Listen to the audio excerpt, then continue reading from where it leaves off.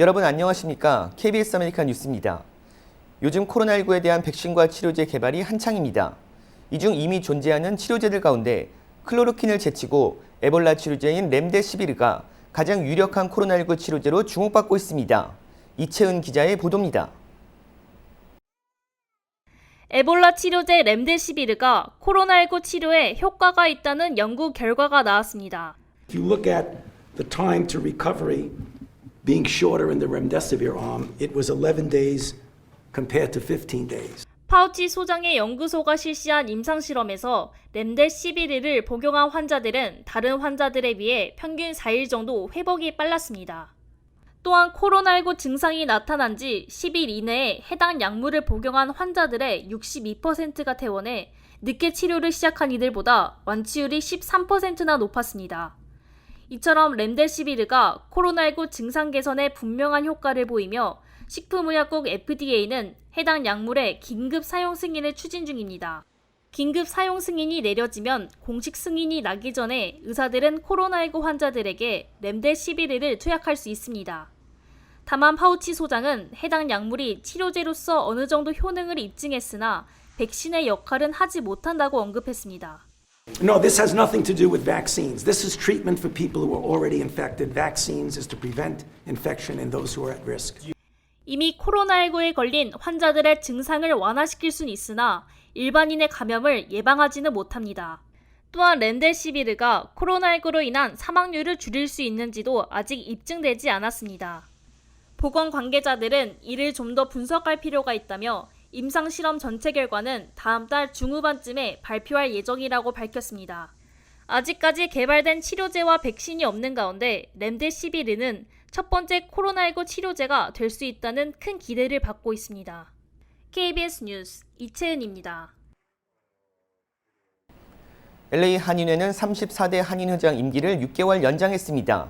현재 코로나19 대응에 좋은 평가를 받고 있는 34대 LA 한인회는 임기 연장 기간 한인들의 문의와 정보 공유에 총력을 다하겠다는 계획입니다. LA 한인회는 어제 공문을 발송해 이사회 화상 회의를 열었으며 34대 회장의 임기 연장을 결정했다고 밝혔습니다.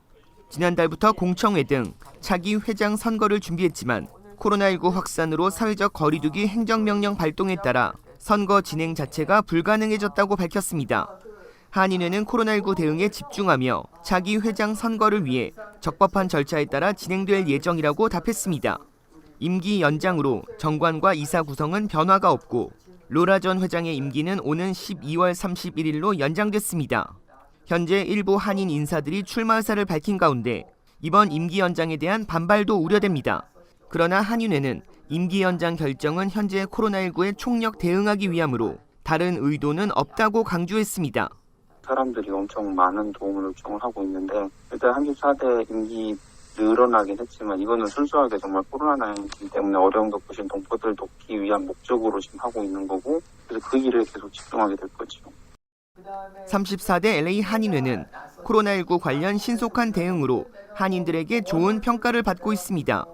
한인회는 가짜뉴스와 부정확한 정보 공유 방지에 주력하고 실업급여 EDD, 중소기업청 SBA, 마이크로론 융자 신청 지원 등 각종 정부 지원 방안을 신속히 조사해 한인사회에 알리고 있습니다. 또 신청 방법을 돕기 위한 동영상을 제작하고 있습니다. 34대 LA 한인회는 도움이 필요한 한인들을 위해 사회적 거리두기와 10명 이하 모임을 유지하며 대면 서비스도 진행 중입니다. 한인 사회를 위한 도움의 손길을 가장 먼저 건네고 있는 곳은 다름 아닌 한인 단체들입니다. 어려운 시기일수록 한인들을 위해 힘쓰고 있는 단체와 기관들의 활동 사항에 대해 이우수 기자가 정리했습니다.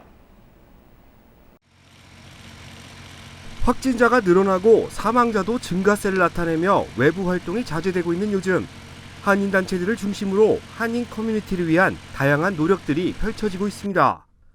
민주평통 LA협의회는 어제 청소년 봉사단체 KYCC와 한인타운 노동자연대인 키와에 마스크를 전달했다고 밝혔습니다.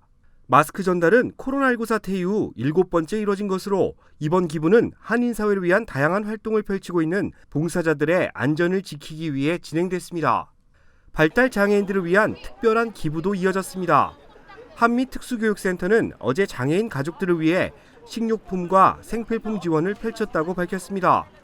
센터는 코로나19 사태로 발달장애 자녀들에 대한 교육과 치료가 완전 중단된 상태로 한인 사회에 적극적인 관심이 필요한 시점이라고 강조했습니다.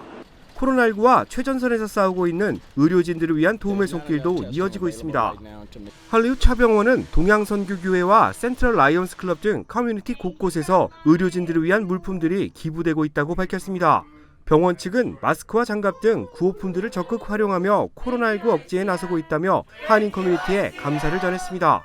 코로나19 사태 중 자칫 소외되기 쉬운 시니어들을 돕는 기관도 있습니다. 오늘 오전 한인타운 시니어 커뮤니티 센터는 노인 아파트를 찾아 도시락 300개를 전달했고 내일은 200여 개 시니어 가구를 찾아 도시락을 전달할 계획이라고 밝혔습니다. 한편 코로나19로 힘든 시기를 보내고 있는 가운데 스트레스성 우울증도 큰 문제로 거론되고 있습니다. LA 카운티 정신건강국은 다음 달 6일부터 매주 수요일마다 코로나19 대처를 위한 한인 정신건강 온라인 세미나를 개최한다며 많은 관심과 참여를 당부했습니다. KBS 뉴스 이우수입니다. 미국 중앙은행인 연방준비제도가 당분간 제로금리를 유지하겠다고 발표했습니다. 연준은 이날 연방공개시장위원회에서 현 0%에서 0.25%의 기준금리 동결을 만장일치로 결정했습니다. 연준은 특히 FOMC 성명 첫 문장에서 지금과 같은 도전적인 시기에 미국 경제를 지원하기 위해 가능한 모든 범위의 수단을 동원하겠다고 강조했습니다. 한편 제롬 파월 연준 의장은 미국의 경제 활동이 2분기에는 전례 없는 속도로 떨어질 것으로 보인다고 밝혔습니다. 이는 신종 코로나19 여파로 미국의 1분기 국내 총생산 GDP 증가율이 글로벌 금융위기 당시인 2008년 이후 최악을 기록한 가운데 2분기 성장률은 더 큰 충격을 받을 것이라는 의미로 풀이됩니다. 코로나19 감염 여파로 육가공 공장들이 문을 닫으며 미국 내 육류 공급 차질 우려가 나오고 있다는 보도 전해드린 바 있습니다. 트럼프 대통령은 공장들이 다시 가동할 수 있도록 행정명령에 서명했습니다. 이번 행정명령은 국방물자 생산법에 따라 육류 가공 공장을 식량 공급의 필수적인 시설로 지정하는 내용을 담고 있습니다. 국방물자 생산법은 연방정부가 민간의 전략물자 생산을 요구할 수 있는 광범위한 권한을 부여하고 있습니다. 트럼프 대통령은 앞서 코로나19가 확산을 시작하던 지난 3월 산소호흡기와 마스크 등 의료기기 공급을 늘리겠다며 이 법을 발동한 바 있습니다. 행정명령 발동에 따라 농무부는 육류와 가금류 처리 시설이 지속해서 운영되도록 필요한 모든 조치를 취하게 됩니다. 또 공장 재가동으로 발생할 법적 책임에서 해당 공장주를 보호하는 지침도 발표할 계획입니다. 월스트리트저널은 이번 행정명령으로 육류 공급 차질 우려는 완화되겠지만 공장 폐쇄가 코로나19 확산을 막기 위한 필수 조치라고 주장해온 노조 등의 비난에 직면할 것으로 전망된다고 전했습니다.